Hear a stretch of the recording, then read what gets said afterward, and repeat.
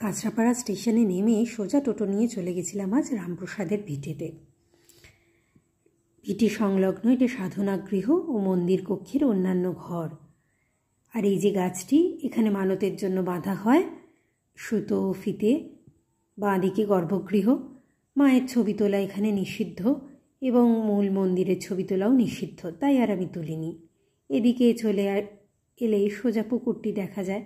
পুকুরের মধ্যে এই কচ্ছপ, মাছ আরও অনেক কিছু দেখা যায়। অনেকেই কচ্ছপদের খেতে দিচ্ছিলেন। খুব শান্ত, স্নিগ্ধ, মনোরম একটা পরিবেশ এখানে।